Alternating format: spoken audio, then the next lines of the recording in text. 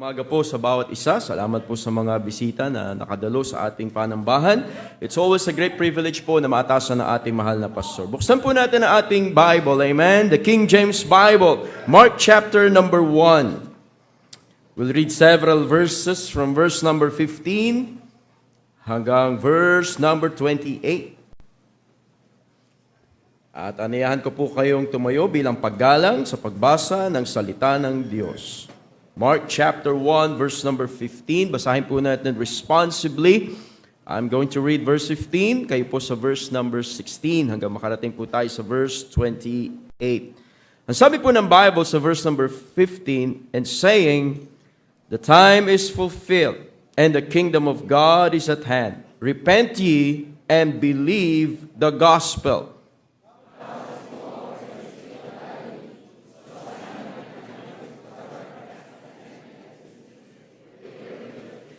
And Jesus said unto them, come ye after me, and I will make you to become fishers of men.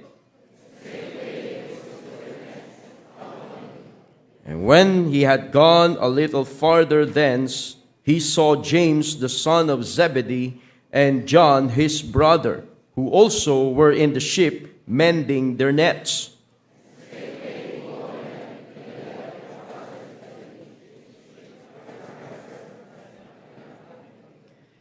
And they went into Capernaum, and straightway on the Sabbath day he entered into the synagogue and taught.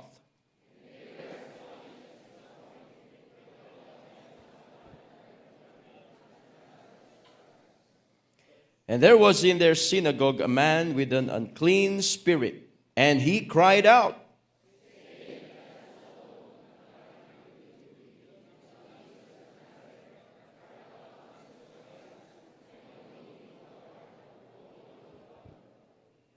and Jesus rebuked him, saying, hold thy peace, and come out of him.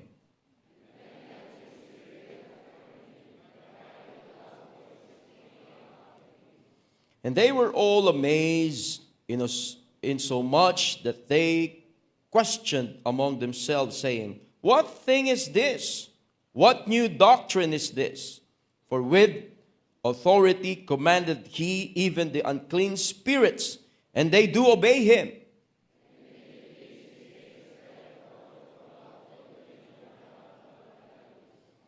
Amen. Tayo po'y manalangin. Dakilang Diyos, salamat po sa privilege, salamat po sa blessing na sa mga talatang aming binasa this morning. Salamat po sa mga bisita na kasama po namin, at nawa po ay sila po'y nakaunawa ng simpleng paraan niyo po ng kaligtasan. O Holy Spirit of God, kayo po ang manguna sa aming kalagitnaan, kayo po ang kumilos sa puso't isipan ng bawat isa. I just want to be a blessing and be a help. Without your help, O God, ay wala po akong magagawa. Salamat, Panginoon, for this privilege.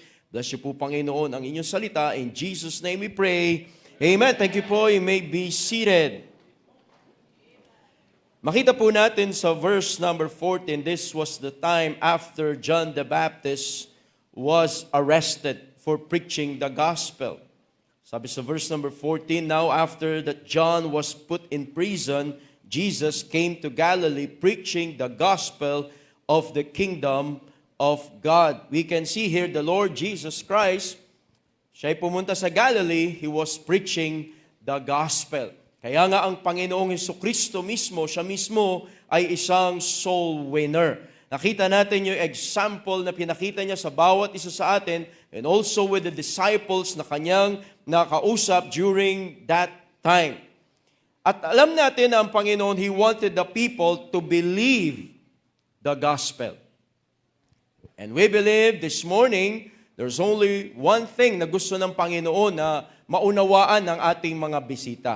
Ayun ay sila'y sumampalataya sa Panginoon, sila'y maniwala sa Ebanghelyo ng Panginoong Jesucristo, and it's about the death, burial, and resurrection of the Lord Jesus Christ. Na siya mismong nagsabi sa John chapter 14, verse number 6, I am the way. Ang Panginoon ang nagsalita.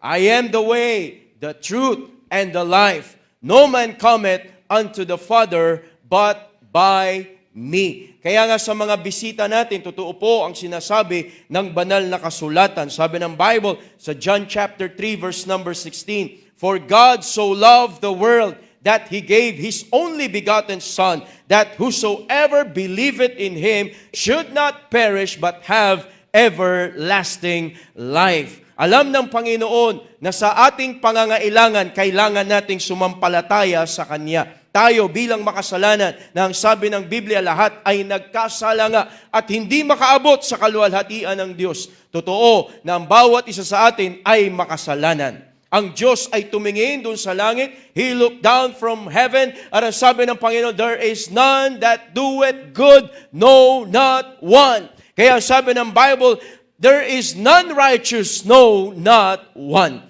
At dahil dyan, ang kabayaran ng ating pagiging makasalanan ay pagpunta doon sa apoy ng impyerno. Ayaw nating pumunta doon tayo sa impyerno at ayaw din ng Diyos na tayo ay pumunta doon. That's why God gave His only begotten Son, the Lord Jesus Christ, para ikaw at ako ay hindi magdanas ng hirap doon sa apoy ng impyerno. Sa impyerno may uod na hindi namamatay. Sa impyerno may apoy na hindi namamatay. And we will be there forever and ever and ever without Christ. Kaya't salamat sa Panginoon.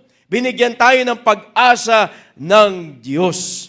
"For whosoever shall call upon the name of the Lord shall be saved."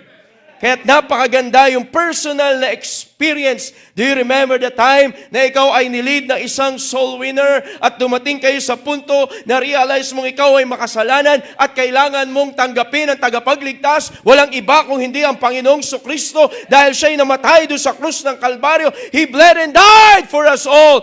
He was buried, and after 3 days out from the grave, He arose. Nabuhay na muli ang ating tagapagligtas. Walang ibang personang makakagawa niyan, but the Lord Jesus Christ. Kaya nga kaibigan, ngayong umagang ito, kung hindi mo patiyak ang langit, dapat mong tanggapin si Kristo sa puso mo bilang sariling tagapagligtas. Realize that you are a sinner bound to hell and accept the Lord Jesus Christ into your heart as your Lord and personal Savior.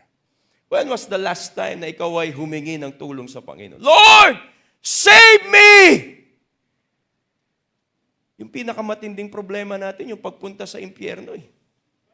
Gawa ng ating kasalanan. Pero salamat, we were led by a soul winner out from this church na ginamit ng Panginoon. Kanina sa mga bisita natin, sila'y kinausap.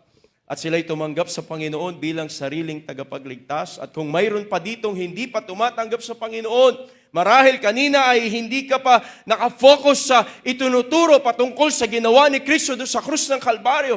Now is the time. Pwede kang manalangin. Pwede mong tanggapin ng Panginoon sa iyong puso bilang sarili mong tagapagligtas. Katulad ng mga lalaki na nabasa natin dito sa talatang ating binasa. Nakita natin when they met the Lord Jesus Christ, sila ay tumugon sa panawagan ng Diyos. Ang simula ng ating Christian life ay nung tayo nakakilala sa Panginoon. At salamat sa Panginoon sa privilege na binigay niya sa ating buhay na tayo nakakilala sa Panginoon. Dito po sa talatang ating binasa, nakita po natin dito si Andrew. At kasama niyang kapatid na si Peter. At dito po sa story na ito ay parang sinamarize ito, mahabang panahon, pero binanggit sa talata na ating binasa, si Andrew ang unang nakakilala sa Panginoon. But he first findeth his brother Simon at nilapit niya si Simon Peter sa Panginoon, magkapatid, nakakilala sa Panginoon. What a great testimony. Si James and John, magkapatid ulit. Kaya nga kung meron mang iisipin mo na gusto mong makakilala rin sa Panginoon, the very first time na nasumpungan mo ang simpleng paraan ng Diyos ng kaligtasan, ang iisipin mo talaga yung mahal mo sa buhay.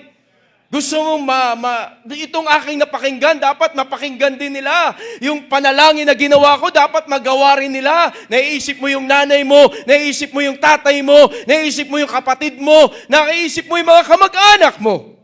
Yan ang natural na desire ng isang bagong mananampalataya. Now here's Andrew, Simon, James and John, the son of Zebedee. But later on, tinawag sila ng Panginoon, James and John, the sons of thunder. Can you imagine that? Sabi ng mga young people, meron palang ganun. Sons of Thunder sa Bible. Ang alam ko lang kasi, God of Thunder na binibida ng Hollywood movies na galing sa Greek mythology. Ang kilala mo lang si Thor, yung God of Thunder. Pero hindi mo alam yung Sons of Thunder. They were thunderous sa kanilang zeal sa paglilingkod sa Panginoon. Itong mga kabataang ito, can you imagine, agresibo, mga lalaki na nung sila'y nakakilala sa Panginoon, agresibo mag-akay ng kaluluwa, agresibo mag-preach ng gospel. Nagsimula ang kanilang Christian life nung natagpuan nila ang Panginoon. And can you imagine this four? Kapag sila'y nag-fellowship, yung first hand na talagang nakita nila ang Panginoon, nakasama nila ang Panginoon, siguro may mga tanong na, did you saw what Jesus did? Nakita mo ba kung ano yung ginawa ng Panginoon? Sabi ng isa, have you heard what Jesus said? Narinig mo ba kung ano yung sinabi ng Panginoon? Nandun ka ba noon? Oo, nandun ako. Hindi ako inaantok. Gising na gising ako kasi pinaghandaan ko yung time na siya ay nagtuturo. Sabi nila siguro, did you experience it?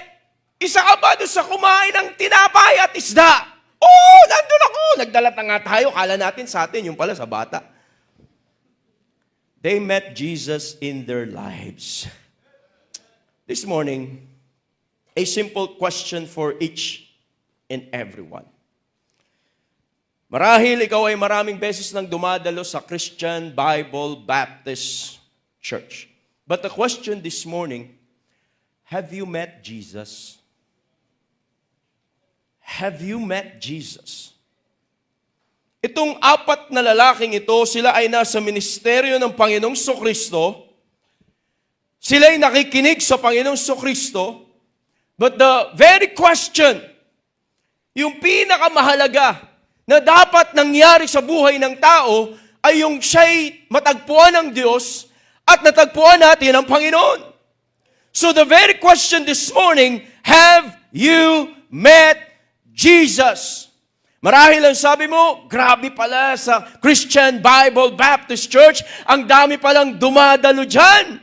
Halos mag-traffic, magkaroon ng heavy traffic dyan at pagpunta, pagpasok, grabe yung volume ng tao. But the question this morning, have you met Jesus? Grabe pala dyan sa simbahan na yan. Ang popogi ng mga ushers. Ang kikintab ng mga sapatos nila. But the question this morning, have you met Jesus? Sabi mo marahil, ang gagaling namang kumanta ng mga choir members ng CBBC. But the question this morning, have you met Jesus?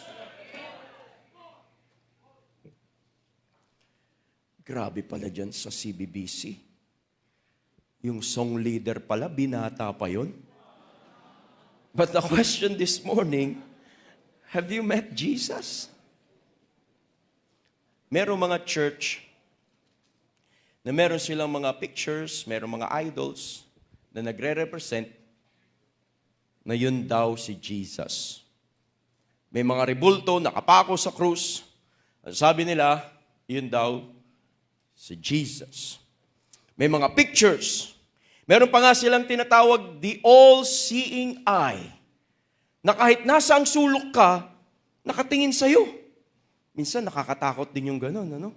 Kahit magtago ka, nakatingin, nandun yung mata. Meron yung may puso pa na lumiliwanag. At pag naliwanagan ka ng gano'n, para kang kinikilabutan. At nararamdaman mo na ito ba ang Panginoon? But we are not preaching the other Jesus na hindi naman sinasabi ng banal na kasulatan.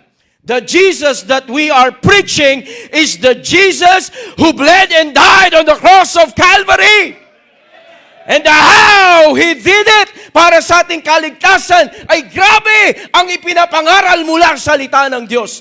The cat o nine tails na hinahagupit sa Panginoon ay grabe. He was so much lacerated. Punit-punit ang katawan ng Panginoon. Ang sabi ng Bible sa Isaiah, He was so marred. His face was destroyed. His physique was destroyed. His body was destroyed. Not like any other man. Wala kang makikita na nakapako doon titingnan mo ba tao pa ba yan? Dahil ang sabi ng Bible, He was brought as a lamb to the slaughter. Bawat patak ng dugo ng Panginoon ay napakahalaga na ipinambayad sa kasalanan mo at sa kasalanan ko. Is the Jesus that we are preaching? Ang Panginoon na ating ipinapangaral ay ang Panginoon na minsan namatay at sa ikatlong araw muling nabuhay. Siya yung pinuntahan ng mga babae nung nakita nila the roll was rolled away, yung stone. At ang sabi ng anghel, He's not here, for He is risen. Can you imagine? He's the Jesus Christ na ating ipinapangaral sa pulpitong ito. Marahil, pumunta ka sa simbahan. Punta ako sa simbahan kasi nandun yung mga kaibigan ko eh. But the question this morning, have you met Jesus? Sabi ng mga young people, ganda doon, marami mga pogi at magaganda. Have you met Jesus? Pagpunta ko sa church, nandun yung may utang sa akin. But have you met Jesus? Ang Panginoon ba ang nakatagpo mo? Ang sabi ng Bible sa Isaiah chapter 59, the Lord's hand is not shortened that it cannot save. Kahit sa dulo ka nakaupo, abot ka ng kamay ng Diyos. Kinakausap ka ng Diyos. Kinakabog ng Diyos ang puso mo. Na sinasabi ng Panginoon, I am talking to you. The Lord's hand is not shortened, that it cannot save, neither His ear heavy, that it cannot hear. Siguradong napapakinggan ka ng Diyos. Sayang ang maraming beses na pagpunta natin, sayang ang maraming beses sa pagkakataon na nakita ng mga disciples ng Panginoon at hindi pa nila inunawa kung anong gusto ng Panginoon sa kanilang buhay. This morning, we are going to study several things the Lord Jesus Christ did to them. And it will help us prove na sa bawat isa sa atin, ikaw mismo makapagsabi, I met Jesus in my life. Number 1. Tingnan niyo po sa verse number 15. And saying, the time is fulfilled, and the kingdom of God is at hand. Repent ye, and believe the gospel.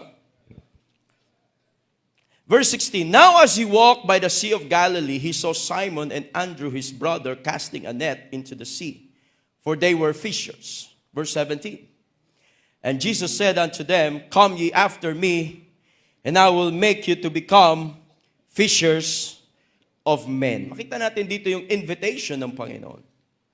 And straightway, they forsook their nets and followed Him. And when he had gone a little farther thence, he saw James the son of Zebedee and John his brother, who also were in the ship mending their nets. And straightway he called them. He called them, and they left their father Zebedee in the ship with the hired servants and went after him. Now this is a perfect picture ng invitation ng Diyos at panawagan ng Diyos. Ito yung panawagan ng Diyos sa kanilang buhay. Mayroong tumawag sa kanila at walang iba kung hindi ang Panginoong Hesukristo. Now, as a member of Christian Bible Baptist Church, Have you experienced the calling of God in your life? Do you remember a time in your life that you were invited by God to join the ministry, to get involved in the ministry, na sumama ka naman sa gawain ng Panginoon? Can you imagine 53 years ago, our pastor surrendered his life. He was called by God, and he remembered those things na ginawa ng Diyos sa kanyang buhay na walang iba magsasabi. It's between him and God. Nung sinabi ng Panginoon sa kanya, tinatawag kita sa gawain ng Diyos. At siya'y tumugon sa panawagan ng Diyos sa kanyang buhay. We know for sure na ang boses na tumawag sa ating mahal na pastor ay ang Panginoong Jesucristo. At sa church na meron tayo ngayon, 47 years na po ang ating simbahan. Maraming henerasyon na ang nandito sa simbahan natin. Meron mga first, second, third, and fourth generation. Ibig sabihin, yung lola nila na nasave na noon, young people pa, ngayon lola na. Can you imagine that? At ngayon yung mga apo-apo, fourth generation, fifth generation na po ang ating simbahan. At sa tagal ng simbahan na meron tayo, hindi lamang ang ating pastor, hindi lamang ang kanyang pamilya ang tinawag ng Diyos, marami na ring mga individual at mga pamilya na tumugon sa panawagan ng Diyos. One thing sure, they knew na ang Diyos ang tumawag sa kanila. The same calling na tinanggap nito mga disciples ng Panginoon when they were invited and when they were called by Jesus Himself. Sa mga nag-surrender ng buhay at nagbigay ng buhay sa Panginoon, you may be an usher this morning, you may be a choir member this morning, but one thing sure, alam mo, ang boses na pinakinggan mo ay boses ng Panginoong Jesucristo. Ikaw ang magpapatotoo sa sarili mo, I met Jesus in Christian Bible Baptist Church. Sayang ang pagpunta natin sa simbahan kung hindi natin naririnig ang boses ng Panginoon. Ilang preaching na ang napakinggan natin mula sa ating pastor na ipinapangaral, being pounded in the behind the pulpit. Ang napapakinggan ko, boses ng Diyos. Boses ng Panginoon na siya mismo ang nangungusap sa akin. Tapos nang magsalita ang ating pastor, pero napapakinggan pa rin natin yung mensahe ng Panginoon because the person who called us is Jesus Christ. Be sensitive of God's calling and leading in your life. You may be invited by the Lord Jesus Christ, katulad nito mga disciples ng Panginoon, come! And I will make you to become fishers of men. Sa dinami-dami ng emphasis, mensahe ng Panginoon about soul winning, hindi ka pa ba nahahamon to be a personal soul winner for the Lord Jesus Christ? Let's follow Jesus in the way. Sundin natin ang Panginoon.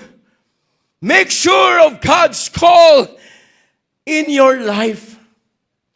Marami tayong men and women in this church na nung tinawag sila ng Panginoon, pinanindigan nila ang panawagan dahil ito'y hindi panawagan ni Numan, hindi panawagan ng best friend niya, hindi panawagan ng pastor natin, kung hindi panawagan mismo ng Panginoon.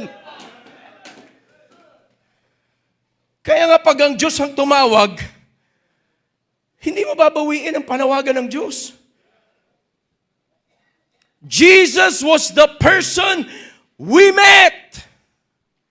Boses ng Diyos.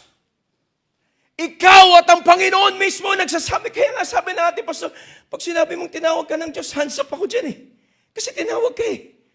Bilang tao, meron tayong pwede sabihin, ikaw hindi ka pwede, kilala kita eh. Pero hindi, Diyos ang tumawag eh. At dahil Diyos ang tumawag sa atin, sinong pipigilan natin? Tinawag ng Diyos yan.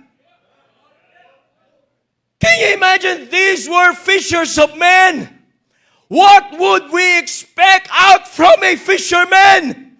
Tinitingnan ko yung mga nangingisda doon sa Ragay, doon sa ating campsite. Paggabi, may dala-dala silang ilaw. Nakikita ko yung mga itsura nila. Pupunta sa gitna ng karagatan. Yung iba siguro sa kanila ay hindi na nag-aral ng kolehiyo, hindi na tinapos ang pag-aaral, basta talon na lang ng talon nandun sa gitna ng karagatan. And yet, these are the men na tinawag ng Diyos sa gawain ng Panginoon. These are simple men, unlearned and ignorant men, and yet tinawag ng Diyos. Don't belittle yourself. Maraming sasabihin, hindi naman kasi talaga ako tinawag ng Diyos, konti lang ang alam ko eh. These are fishermen, pero tinawag ng Diyos. Don't belittle yourself na kapag ikaw ay dumalo sa Christian Bible Baptist Church at naramdaman mo at napakinggan mo na ikaw ang tinatawag ng Diyos, tumugon ka sa panawagan ng Diyos. Hindi lang kapag merong conferences, even ordinary services na meron tayo, merong pwedeng tawagin ng Diyos out from our church. One thing sure, Jesus called. Number 2. Verse number 21.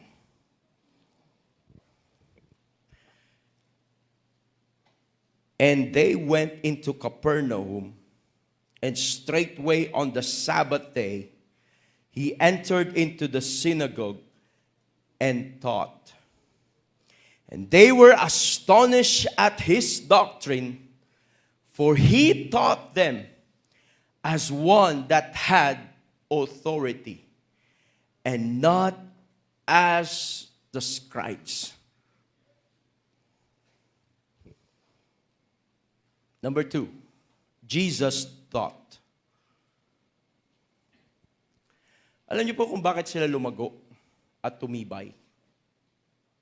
Tinanggap nilang katuruan ng Panginoong Hesukristo.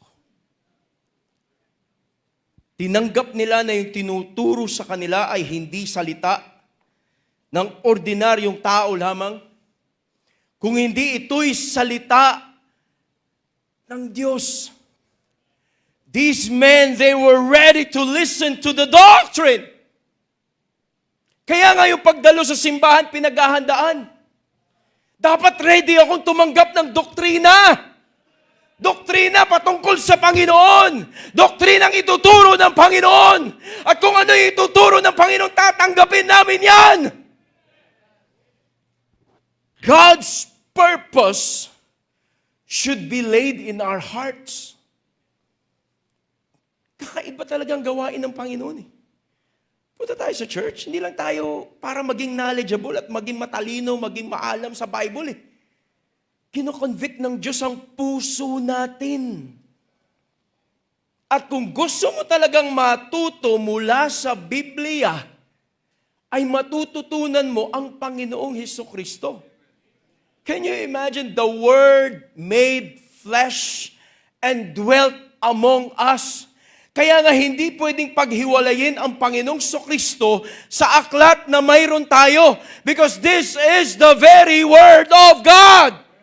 Ito ang pinag-aaralan natin. Kaya nga ganoon katibay ang ating pananampalataya sa aklat na meron tayo, the King James Bible, that this book we hold in our hand is the inspired Word of God, without error in its teaching, without error in its recording.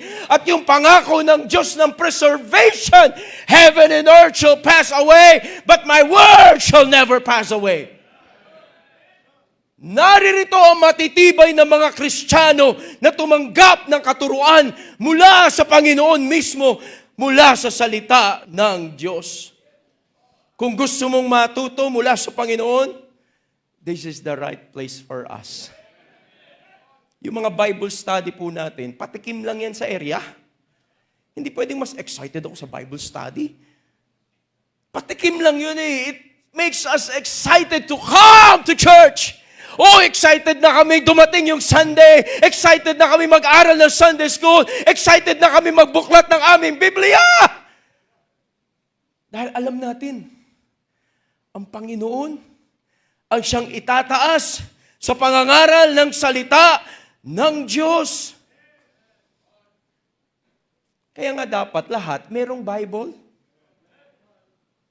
At kapag preaching time, dapat bitawan yung gadget, bitawan yung cellphone, ang hawak, Bible. Ang nakabukas ay Bible. Dahil pinag-aaralan natin ito, just like what the Lord Jesus Christ did to them, noong ang Panginoon ay nagturo na, they were astonished. Manghang-mangha sila. Talagang yung attention nila, they give their undivided attention sa pakikinig ng salita ng Diyos. At pag tayo nakikinig, make sure makuha natin yung point ng Panginoon. Yung pinupunto mismo ng Panginoon. Yung tinuturo mismo ng Panginoon sa atin. Uuwi tayo, ang nasa isip natin yung sinabi ng Panginoon sa atin. Yung pinupunto ng Diyos. Kaya nga po itong pagtitipon natin ay hindi basta-bastang pagtitipon.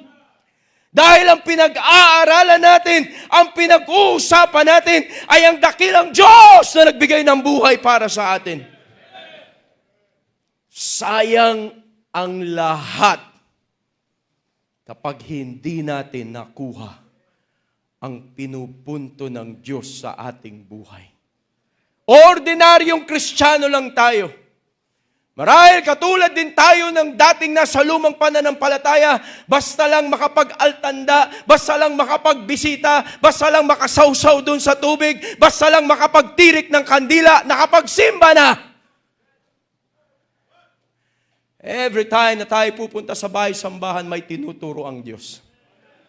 Mamaya magtatanghalian ang mga pamilya, ang usap-usapan, kamusta ang Sunday School? Kamusta yung nangyari sa inyo? Nakinig ka ba ng service? Naalala mo yung preaching?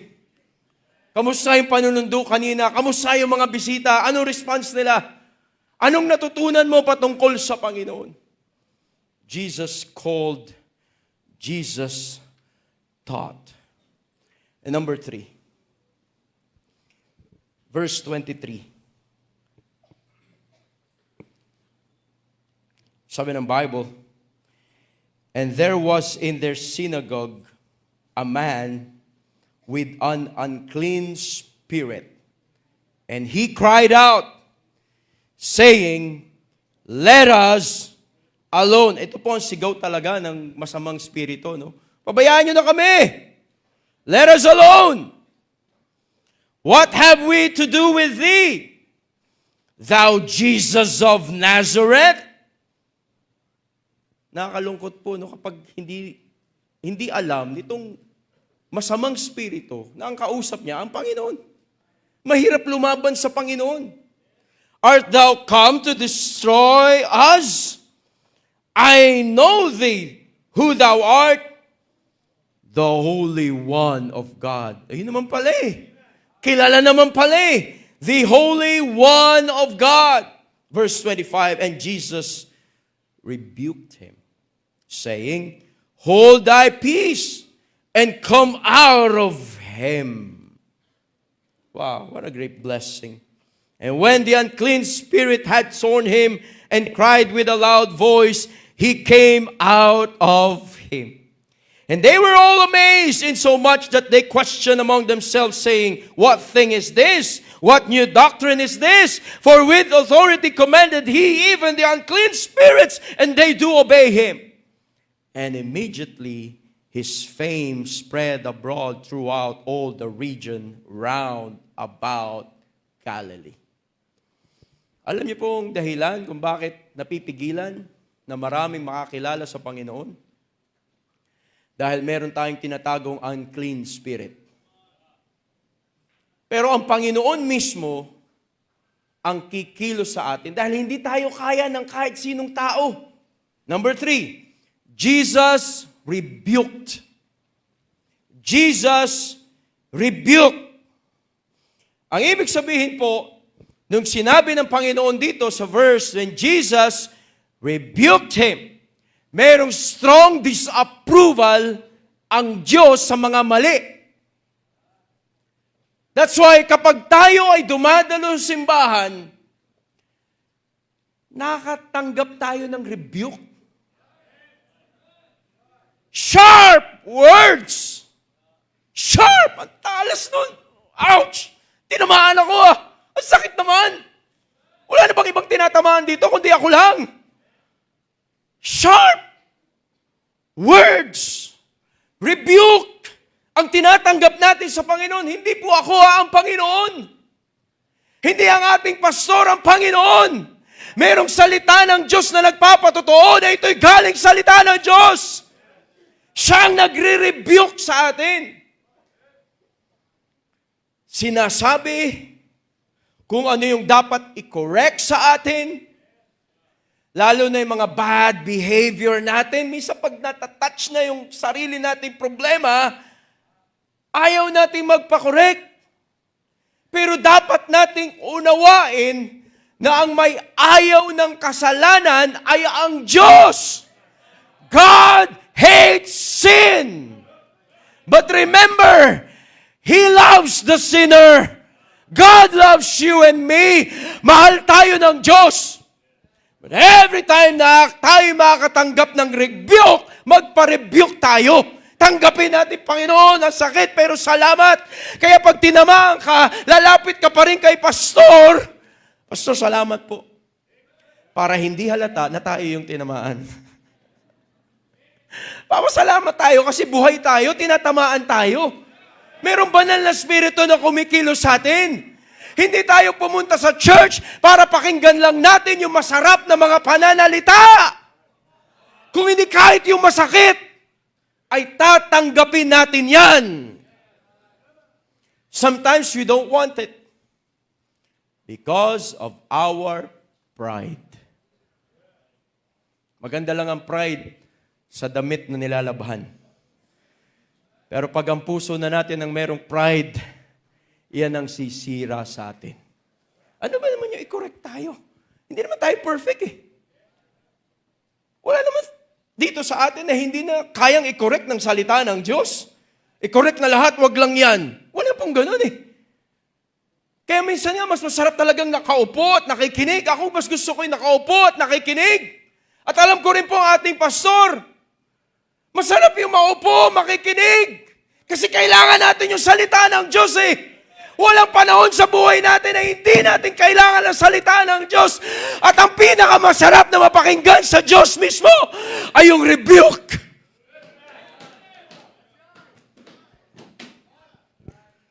Gusto mo yung simbahan na binibaby ka, hinihili? Sige, tulog lang kayo dyan, antay-antay lang tayo mamaya-maya. Pagkatapos tumugtog ng orkestra, ay uwian na tayo. Hindi po ganun ang ating simbahan.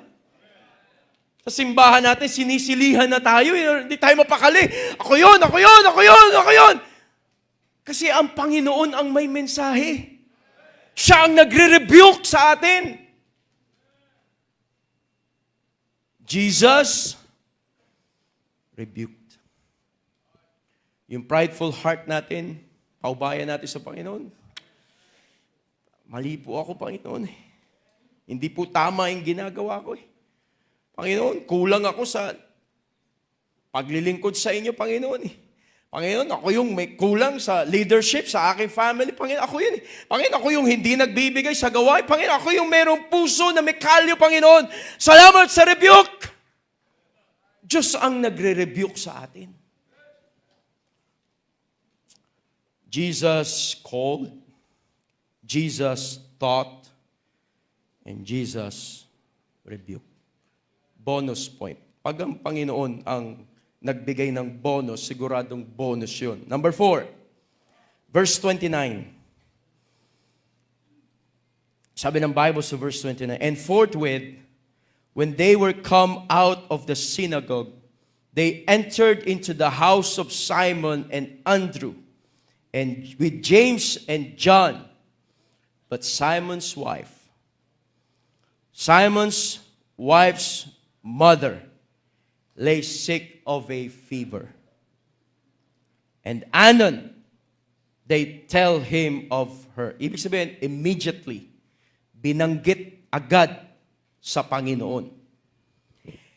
Verse 31, and he came and took her by the hand and lifted her up, and immediately the fever left her, and she ministered unto them. Number 4, Jesus ministered. Jesus ministered. Jesus ministered the person who was sick. Merong may karamdaman, yung mother-in-law ni Simon. At nung nakita nila na siya'y may karamdaman, alam ng mga disciples kung bakit kailangan sabihin sa Panginoon, dahil itong mother-in-law ni Simon ay merong responsibility. Alam nila, ikaw sumisakit. Sinabi nila sa Panginoon. Now, naisip niyo po ba na kung tayo yung pupunta sa ospital at pagkatapos hindi tayo iintindihin, hindi tayo aasikasuhin, how would you feel? Ikaw ay dinala sa emergency room. Ito na po ang pasyente. Punta muna kayo sa cashier. Makapag-down po muna kayo. Meron po ba kayong pang-down? Wala! Ay, lipat nyo na lang po sa clinic yan or dyan sa barangay kung saan merong clinic. O dalhin nyo sa manggagamot, mangtatawas. How would you feel? Pero alam niyo po yung nangyari dito? Ora mismo, nung sinabi sa Panginoon, He was the one who ministered to the person who will minister the disciples of the Lord Jesus Christ. You may be a person na sobrang busy, dami mong ginagawa, but you're hurt right now.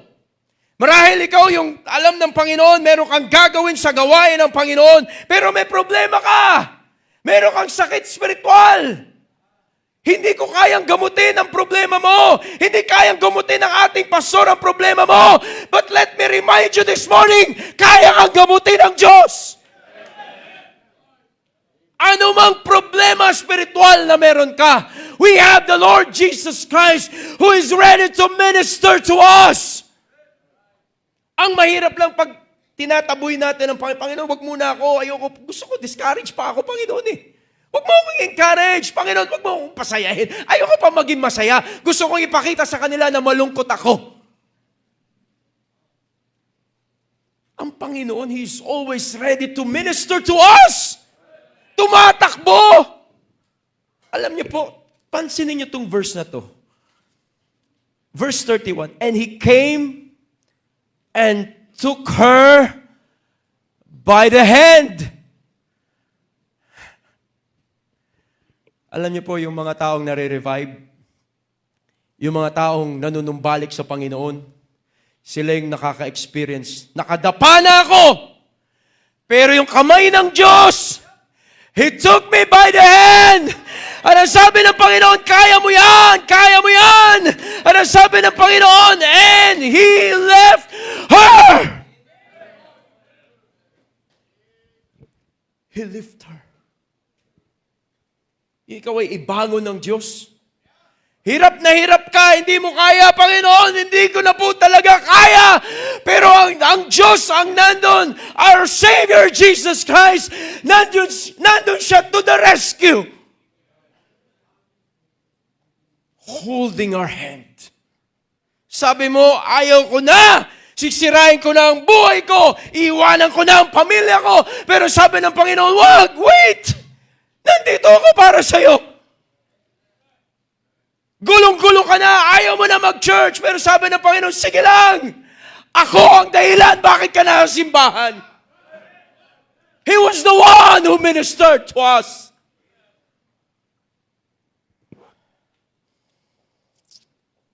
Alam ng Diyos kung sino ka.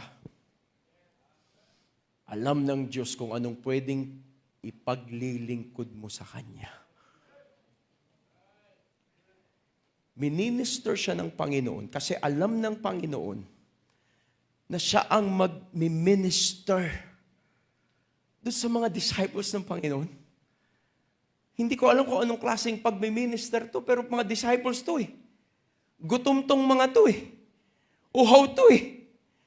Marahil pinagtimpla sila ng juice, pinrepare yung higaan nila, inayos yung kanilang mga gamit, tumulong, she ministered unto them. Pero bago siya nag-minister, merong Panginoong Jesucristo na nag-minister sa kanya. And I can imagine ilang beses sa buhay ng ating pastor, we have a man of God na maraming pinagdadaanan sa ministry, na minsan hurting na minsan sugatan. But thank God, we have the Lord Jesus Christ who is ministering to him.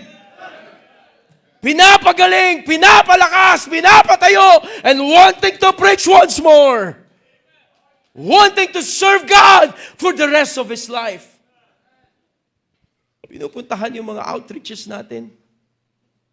Hindi po basta-basta yun. Masarap maglingkod sa Panginoon. Dahil merong Diyos na umaalalay sa atin. Hindi natin na-accomplish by our own self para tayong magmalaki. Nagawa ko yan. No. Minister lang ako ng Diyos. Minister lang tayo ng Panginoon. Marahil magandang boses mo, isa ka sa kumanta sa quartet. Pero lahat po yun may mga kapalpakan. Yung isa nga yata doon ay may sanction pa.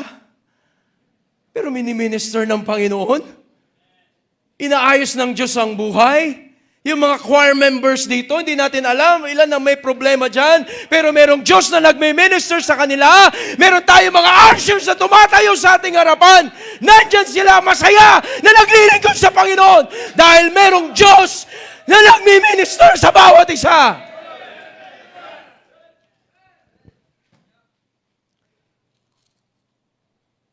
Minsan merong mga nagsa-self-pity. Ayoko na dyan sa church, hindi na ako napapansin. Kuwawa naman ako.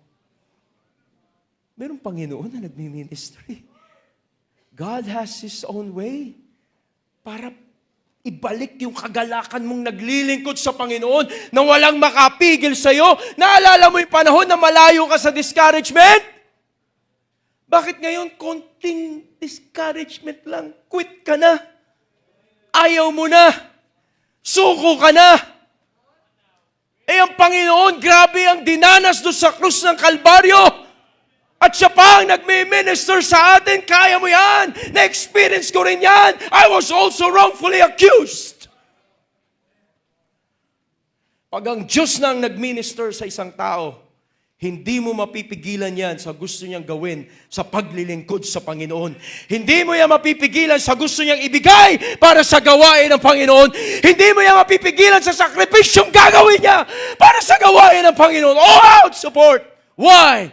Because He has the person of the Lord Jesus Christ ministering to each and every one of us. Sabi ng Panginoon sa atin, cheer up! Cheer up! Cheer up! Ngumiti ka naman! Get up!